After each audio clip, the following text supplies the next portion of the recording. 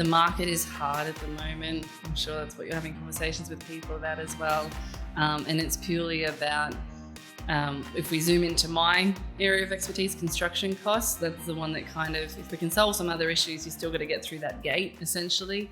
But there's affordability, there's inflation, there's interest rates. And it's interesting, we go through cycles all the time. If we take a step back, most things are cyclical. Construction costs are kind of like that, always teetering up, but they're kind of cyclical. And it's just an interesting phase in this moment. It's the perfect storm. And that's what, since 2020, COVID, that kicked off a lot of things that set in motion so many instances that you're like, okay, so we've got some supply issues. That's going to hurt with construction costs. That's one thing. Okay, the Panama Canal got clogged up. That's even more compounding the supply issue. Oh, we've got rain for months on end. Now we've got basements that are swimming pools. We've got problems with delay rates and things like that.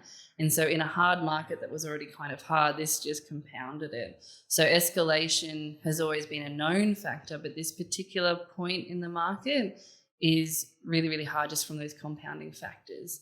And that's where people look to us to guide them on escalation. And we're saying escalation is definitely at play, but how steep is that curve of escalation? There's a base point of what is reasonable to pay for things. It's known what steel is worth as a material cost and timber is worth as a material cost.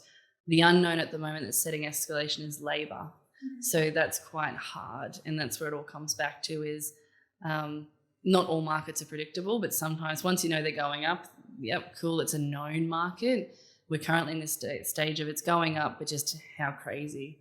And then we overlay things like the Olympics is an obvious one, but it kind of seems to be a little blip and very specific to a certain place. We've got things like the government announcing $89 billion on the big build to be spent over 4 years. We've got hospitals coming out the wazoo. And so this is where we go, okay, this is going to be intense because in a market that just came off the back of a few hard years, you're now pushing a whole heap of money into government spend. So that's interesting, and that's going to play out interestingly for us was what we're watching is private sector townhouse, small-scale developments, they seem to be under control. But government spend, what's on the horizon, that's quite overwhelming. And who's going to build it? In Southeast Queensland in particular, where's our have limitations on contractors and furthermore subcontractors.